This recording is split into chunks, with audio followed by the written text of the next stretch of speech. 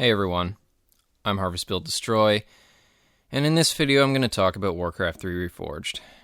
I'll get into what this whole debacle might mean for the future of Blizzard and the RTS genre as a whole, but first, for the benefit of anyone who hasn't been following Reforged, I'm going to start by summarizing what's happened.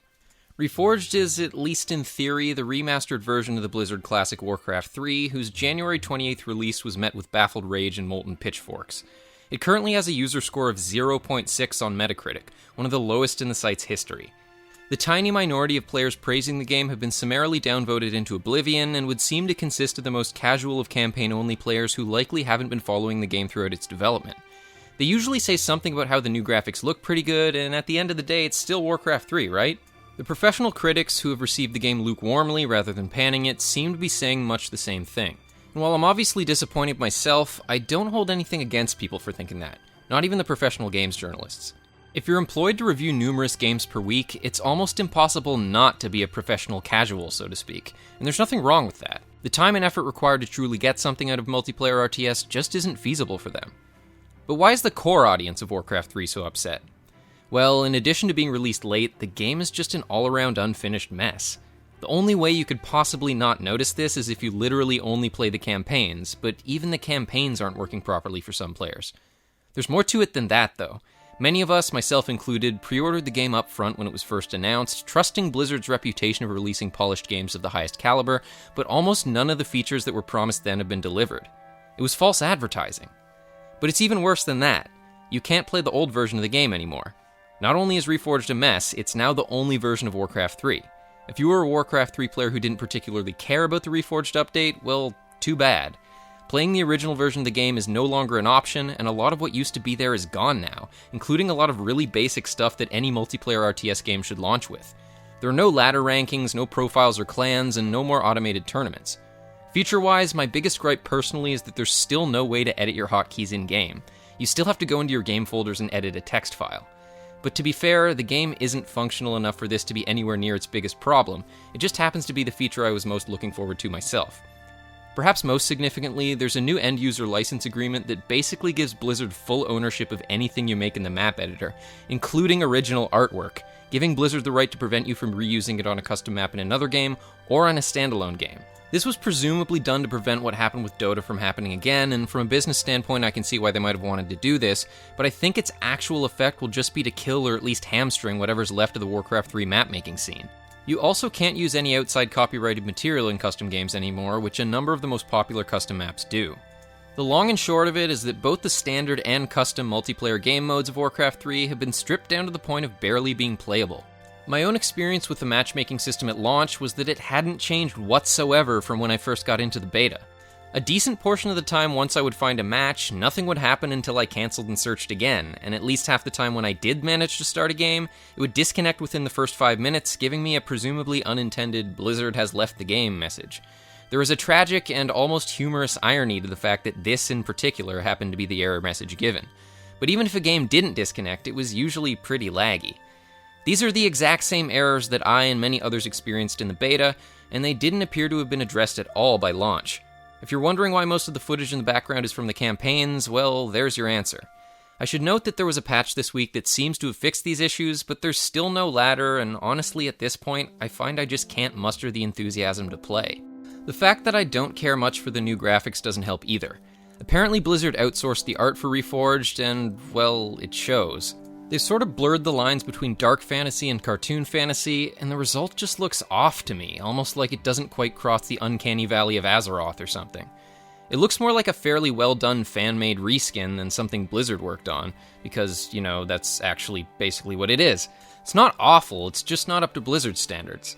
And unfortunately, it's not just the art and the multiplayer that's been a letdown. While the campaign does seem to at least work for the majority of players, it doesn't include hardly any of the updated content that was promised when the game was announced. We were promised hours worth of new cutscenes, and as far as I can tell, we haven't gotten any, unless you count the barely changed in-game ones.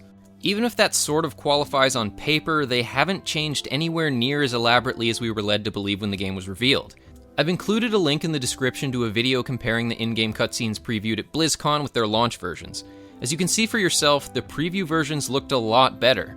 But the proper, non-engine cutscenes that occur throughout the campaigns don't appear to have changed at all, although I admittedly haven't done a side-by-side comparison or anything.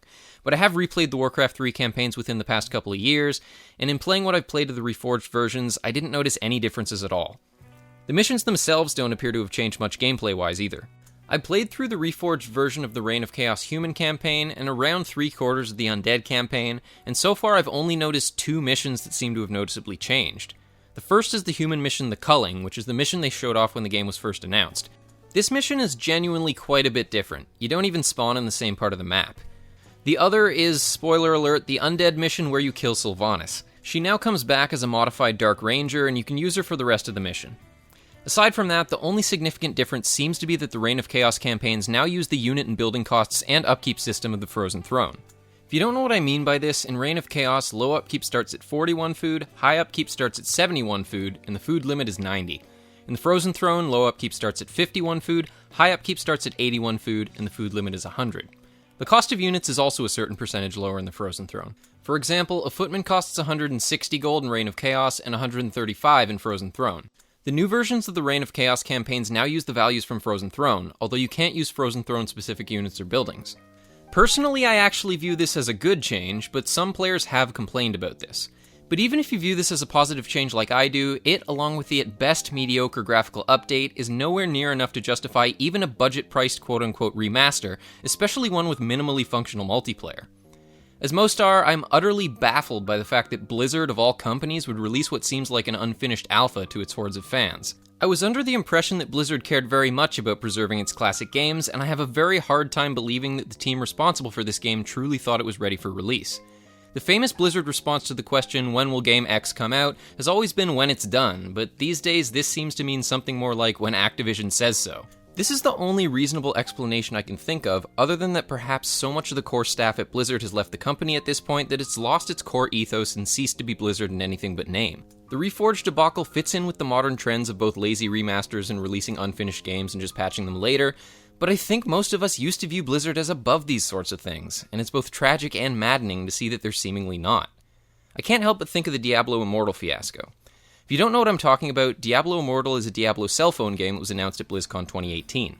Diablo players were expecting a proper Diablo PC game announcement, and were less than enthusiastic about their beloved franchise going mobile.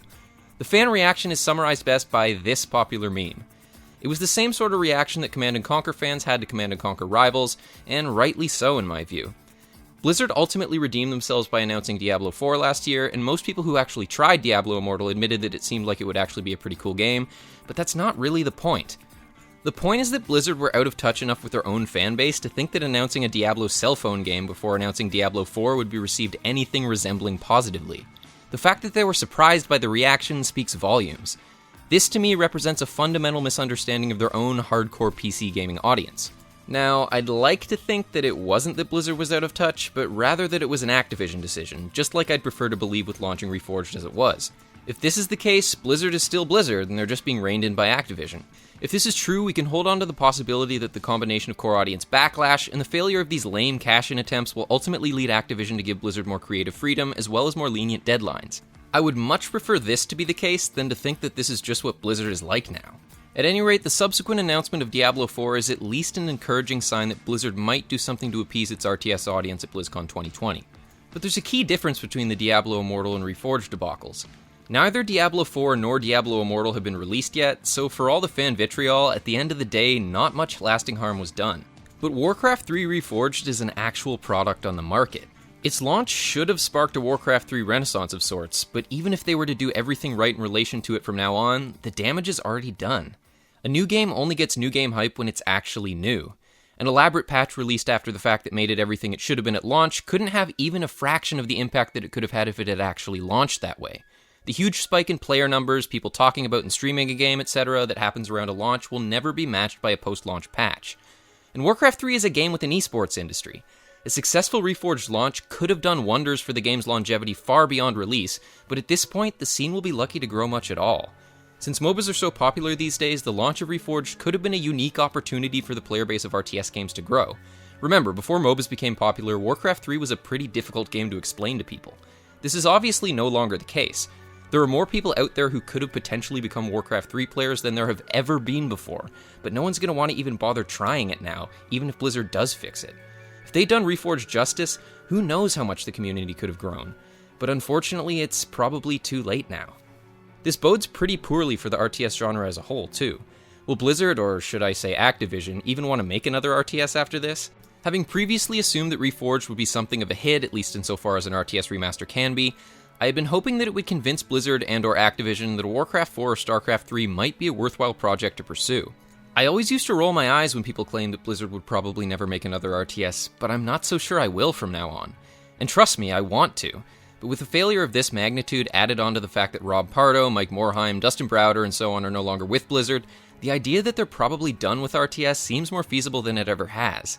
And I think it's important for there to be competition among developers. In order for RTS to thrive, we really need there to be at least 2 AAA developers making them. With the Return of the Age franchise, I had been feeling relatively optimistic about the future of the genre over the past year or two, but if Blizzard is no longer in the mix, the future doesn't look quite so bright. I don't want to go full doom and gloom here though.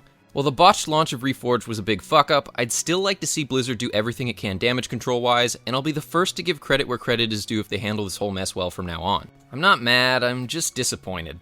I was really looking forward to the excuse to get fully back into Warcraft 3, but in the wake of the awful launch, my enthusiasm for the game has all but evaporated. I still want the game to thrive, but I think I'm going to bow out for a while myself until it receives a few more patches and give the wound time to heal. I don't think Blizzard is a lost cause, and I really hope this isn't the last video I make on Warcraft 3. Yes, they've made some pretty significant missteps in the past few years, but they've also done some things pretty right. The announcement of Diablo 4 was a pretty solid way to redeem themselves after Diablo Immortal, and the 3-year commitment to StarCraft II esports is an encouraging sign. I'm not an MMORPG guy, so I don't have a real opinion on it, but WoW Classic appears to have been received quite positively too. So I wouldn't completely rule out the possibility that they'll come up with something for us RTS dinosaurs at Blizzcon this year. But that is, unfortunately, about all I have to say about Warcraft III Reforged for now.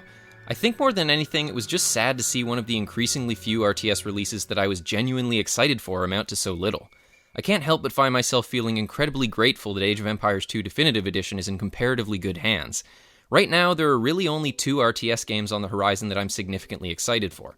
Iron Harvest, and of course Age of Empires 4. Sure, some others have piqued my curiosity, such as Battle for Middle-earth Reforged and Chris Taylor's next game, but those games are in early stages of development, and Iron Harvest and AoE 4 are the ones I'm currently banking on most regarding the long-term future of the genre. And for the record, no, I haven't played Iron Harvest myself yet, but I've been really impressed with everything I've seen of it, and God knows the genre needs a new kid on the block. Anyway, for better or for worse, thanks for watching. If you enjoyed this video, remember to like, subscribe, hit the bell, and all that. See you soon.